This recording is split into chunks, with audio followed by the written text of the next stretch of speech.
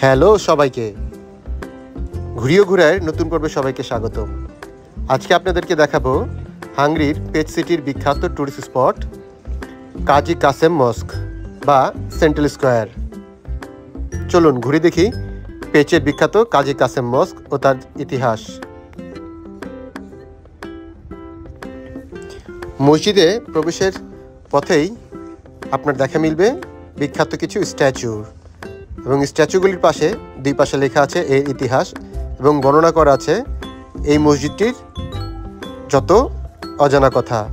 কিন্তু হাঙ্গেরিয়ান ভাষায় হওয়ায় সেটি বোঝা আমাদের জন্য খুবই কষ্টকর ছিল, তাই ভাষা দেখে অনুবাদ না করে সরাসরি চলে যাব অরিজিনাল মসজিদের চত্বরে এবং কমপ্লেক্সটি দেখাবো ঘুরে ঘুরে।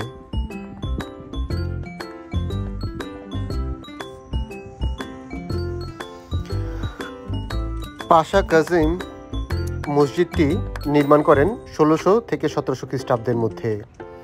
1543 থেকে 1546 সালের যুদ্ধে জয়লাভ করে কাজী পাশা কাসেম মসজিদটি নির্মাণ করেন। তবে দুর্ভাগ্যজনক হলেও সত্য, 1702 খ্রিস্টাব্দে পুনরায় হাঙ্গেরিয়ানরা এটিকে দখল করে চার্চে রূপান্তর করে। সেই থেকে এখন পর্যন্ত এটি চার্চ হিসেবেই চলে আসছে। স্ক্রিনে আপনারা দেখতে পাচ্ছেন কয়টা থেকে কয়টা পর্যন্ত মিউজিয়ামটি খোলা থাকে, সুতরাং আসার আগে টাইম শিডিউলটা অবশ্যই দেখে আসবেন।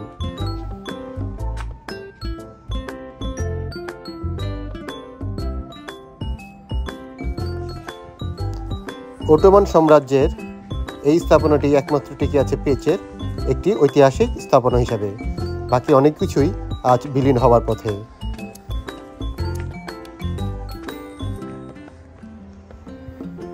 আমরা মসজিদটিতে প্রবেশ করার চেষ্টা করছি, কিন্তু পথ প্রদর্শক না থাকায় আমরা প্রথমে যে ফ্লোরটিতে উঠেছি, যেটিকে বলা চলে বেসমেন্ট, এখান থেকে আসলে মসজিদে ঢোকার কোনো প্রবেশ পাচ্ছিলাম না। সুতরাং আবার ফেরত গিয়ে কোনো একজনকে জিজ্ঞেস করি এইটার ভিতরে ঢোকার প্রবেশ রাস্তাটি।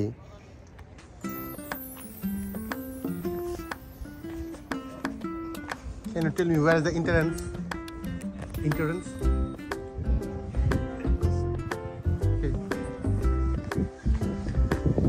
হাঙ্গেরির সবচেয়ে বড় যে সমস্যাটি হচ্ছে ভাষাগত, সেটি হচ্ছে এখানে কাউকে দেখলে মনে হবে না এরা ইংরেজি পারে না, কিন্তু মজার ব্যাপার হচ্ছে এদের অনেকেই ইংরেজি পারে না। হাতে গোনা যে কয়জন পারে তাদেরকে দেখলে বোঝা যাবে না ইংরেজি পারে, আর যারা পারে না তাদেরকে দেখলেও বোঝা যাবে না তারা ইংরেজি পারে না। যাই হোক, সবাইকে জিজ্ঞেস করেই চলতে হচ্ছে এখানে। তো এটার ইন্টারেস্ট না পেয়ে আমরা 4-5টা ঘুরে দেখব কোন জায়গা দিয়ে প্রবেশ করতে হয় এই বিখ্যাত কাজী পাশা কাসেম মসজিদটিতে।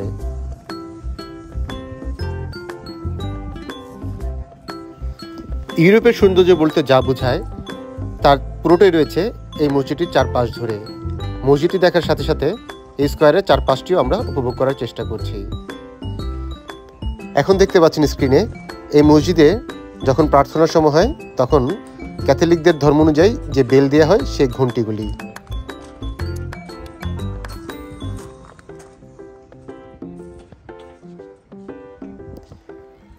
চারপাশ ঘুরে কয়েকজনকে জিজ্ঞেস করে জানতে পারলাম যে জায়গাটি থেকে আমরা বের হয়ে গিয়েছিলাম প্রবেশমুখটা সেখানেই রয়েছে, তবে আমরা বুঝতে পারিনি। এখন আমরা চেষ্টা করব প্রবেশমুখে ঢুকে আপনাদেরকে দেখানোর জন্য কাজী পাশা কাসেম মস্কের ভিতরে কীরকম কি করা আছে। ভিতরে ঢুকতেই আপনার চোখে পড়বে একটি রিসেপশন, যেখানে রয়েছে আপনার মন্তব্য লেখার একটি জায়গা এবং বেশ কিছু এন্টিক জুয়েলারি, এবং আপনার এখান থেকে টিকিট কাটতে হবে এই চার্চটি দেখার জন্য, এবং এর সাথে আরও কিছু চার্চ এবং মসজিদ দেখার জন্য অনেকগুলি প্যাকেজ আছে। আমি সাধারণত আজকে সময় স্বল্পতার কারণে শুধুমাত্র এই চার্চ এবং এই মসজিদটি ভ্রমণ করব, যার জন্য আমাকে টিকিট কিনতে হবে 22,000 ফরিন্টে, বাংলা টাকায় যা প্রায় 700 টাকার কাছাকাছি। তাও শুধুমাত্র ছাত্রদের জন্য, অন্যান্যদের জন্য প্রায় বাংলা টাকায় 1200 টাকার টিকিট কিনতে হবে। চলুন প্রবেশ করি কাজী পাশা কাসেম মস্ক অথবা ক্যাথেড্রাল চার্চের ভিতরটাতে। Oh my God.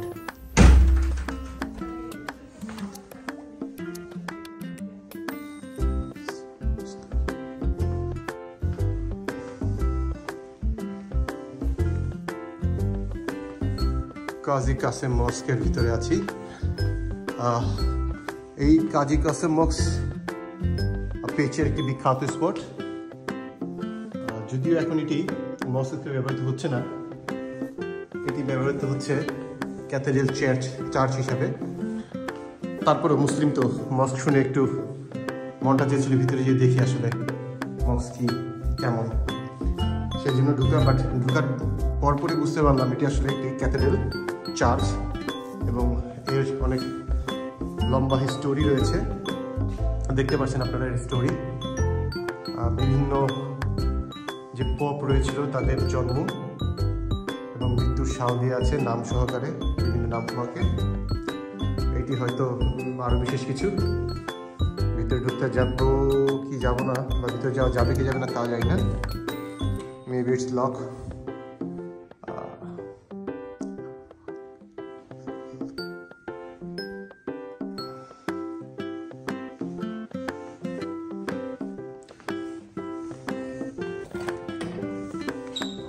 ম্যাক্সিমাম দরজায় চার্চের বন্ধ রয়েছে, শুধু নাম ফলক দেওয়া আছে।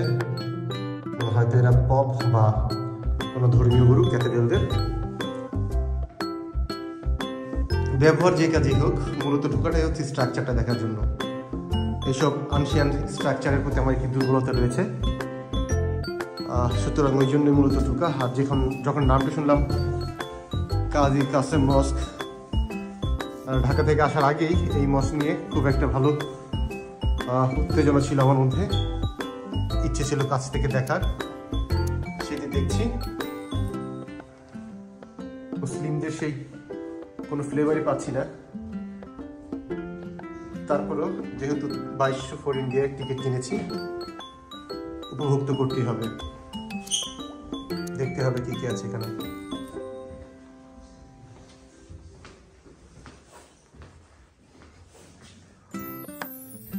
কোনো কারণে পুরনো ব্যবহৃত কিছু জিনিসপত্র রয়েছে এখানে।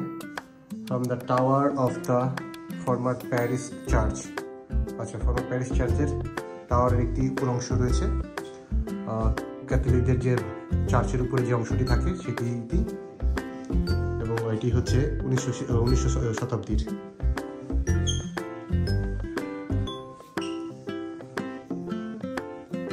হাঙ্গেরিতে আসার পর এটি আমার প্রথম কোনো মিউজিয়াম সফর। আর সত্যি কথা বলতে হাঙ্গেরিতে আমার পড়ালেখার পাশাপাশি হাঙ্গেরি যে কারণে আমার ভালো লেগেছিল, আসার জন্য উদ্গ্রীব হয়েছিলাম, সেটি হচ্ছে শিল্প সাহিত্যের জন্য। হাঙ্গেরি সেন্ট্রাল ইউরোপের মধ্যে যে কয়টি দেশ রয়েছে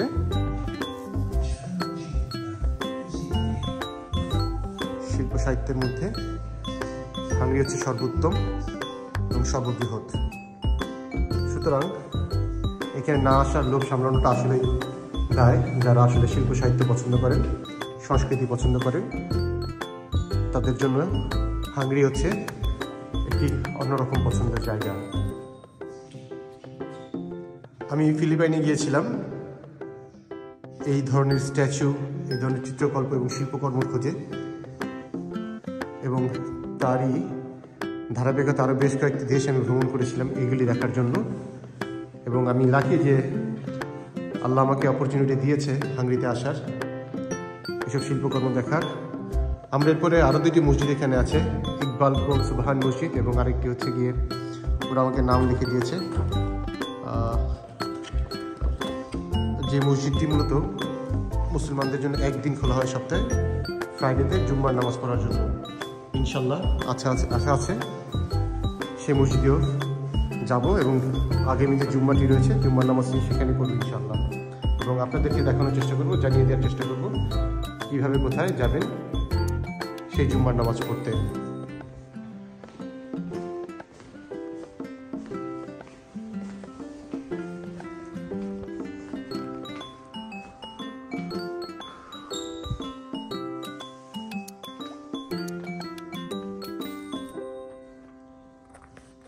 যতটুকু দেখলাম নিচের তলায়, এখন দোতলায় যাব। নিচের তলার পুরোটাই আসলে ক্যাথলিক ধর্মীয় গুরুদের সমাধিস্থলের মতো। তাদের নাম ফলক রয়েছে তাদের জন্ম মৃত্যু সাল, কৃতকর্মসহ আরও অনেক কিছুই। এখন আমরা যাচ্ছি চার্চের দ্বিতীয় তলায়। চার্চ বলাটা ঠিক হবে না, আমি বলতে চাই এটি Abdul Kasem mosque. Oh my god, just see, it's huge. Wow, it's adorable. যদিও ভিনধর্মীদের ধর্মালয়, আমি তো আর এখানে ইবাদত করতে আসি না, এই সৌন্দর্য দেখতে এসেছি। সৌন্দর্য উপভোগ করার জন্য যে কোনো জায়গায় যাওয়া যেতেই পারে। আর সত্যি এটি এক অন্যরকম সৌন্দর্য। ক্যাথলিকদের যে ধর্মগুরু রয়েছে তাদের বিভিন্ন ছবি রয়েছে যীশু খ্রিস্টের কিছু জীবনী এবং চিত্রকল্প।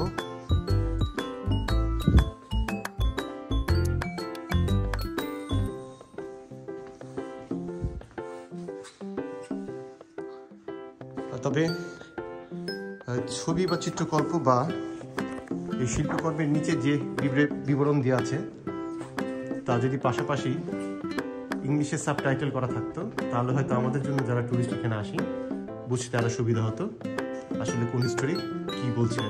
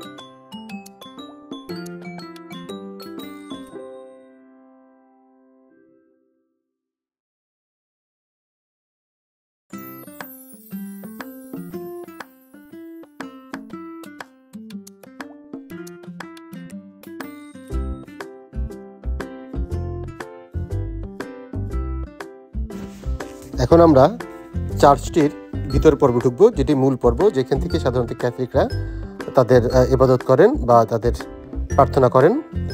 জাস্ট চেয়ে দেখুন উপরের ছাদটি, এটি হচ্ছে গম্বুজের কাজ করা। গম্বুজের ভিতরে যে কাজ সেটি হচ্ছে এটি, যা মাটি থেকে প্রায় 250 ফিট উপরে। এত উপরে কি সুন্দর করে কাজ করেছে ওই সময়, আধুনিক প্রযুক্তি ছাড়া এটি সত্যিই বিস্ময়কর।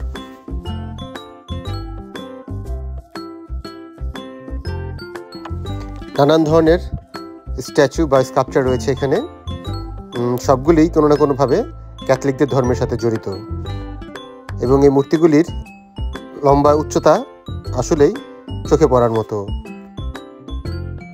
অবশেষে এখন যে জিনিসটা আপনাদেরকে দেখাবো তা সত্যি আপনাদের গাও শিরে উঠবে।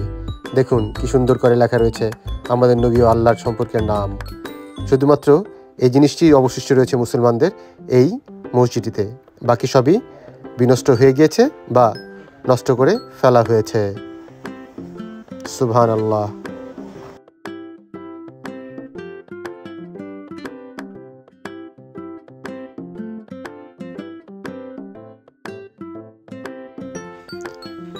এই চার্চের সবচেয়ে প্রধান যে প্রার্থনা করার যীশু খ্রিস্টের ইটি রয়েছেন, ক্রসটি রয়েছে ক্যাথলিক ধর্ম অবলম্বীদের, সেই ক্রসটি তৈরি করা হয়েছে হোয়াইট গোল্ড এবং প্লাটিনাম দিয়ে, এবং এরও চারপাশে রয়েছে ভিন্ন ধরনের মূর্তি, এবং এক পাশে রয়েছে আরবি হরফে লেখা এর সংক্ষিপ্ত একটি বর্ণনা।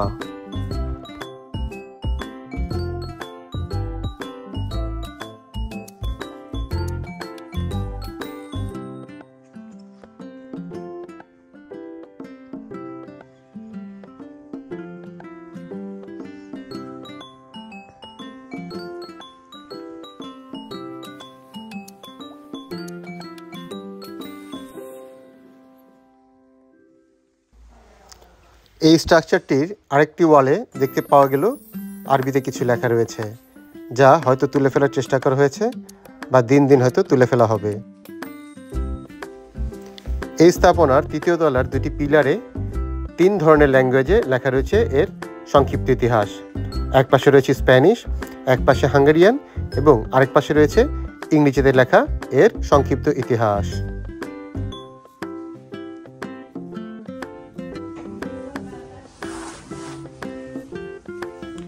এই দেয়ালগুলি প্রমাণ করে আসলে এই চার্চ বা এই কাজী কাসেম মসজিদ কতটুকু পুরনো, কত বছরের পুরনো। স্ট্রাকচারটি দেখে সত্যিই অবাক করার মতো মনে হয়েছে যে এত উঁচা মিনার, এত উঁচু সব স্তম্ভগুলি, এত প্রস্ত বা দেয়ালগুলি ওই সময়ে অত উন্নত প্রযুক্তি ছাড়া কীভাবে তৈরি করা হয়েছিল।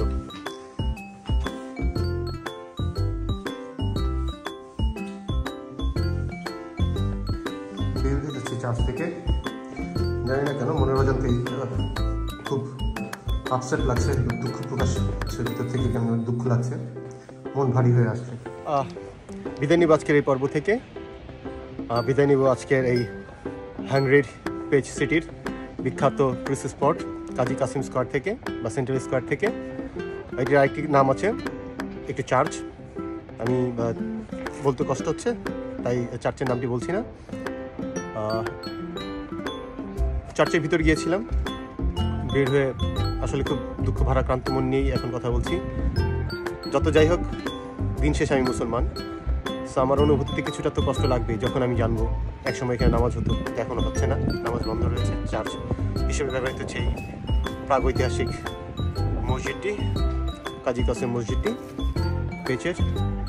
যাই হোক, ধর্ম যার যার, দেশ সবার, এরকমটা হাঙ্গেরিরা বিশ্বাস করে। হাঙ্গেরি এখানে ধর্মনিরপেক্ষতা ওরাও বিশ্বাস করে, কোনো ধর্মের প্রতি ওদের কোনো গোঁড়ামি নেই, সব ধর্মের প্রতি ওরা সম্মান করে। এর পিছনে আরেকটি মসজিদ আছে, যে মসজিদটি ফ্রাইডেতে শুক্রবার দিন শুধু জুম্মার নামাজের জন্য খোলা হয়, সেখানে নামাজ পড়তে পারবো। যদিও এখানে নামাজ পড়তে পারি নাই, আগামী শুক্রবার দিন ইনশাআল্লাহ বেঁচে থাকলে সেই মসজিদে জুম্মার নামাজ পড়ে মনকে শান্ত করার চেষ্টা করব। ততক্ষণ পর্যন্ত ভালো থাকুন, সুস্থ থাকুন, দেশের সাথে থাকুন, দেশকে ভালোবাসুন। আল্লাহ হাফেজ।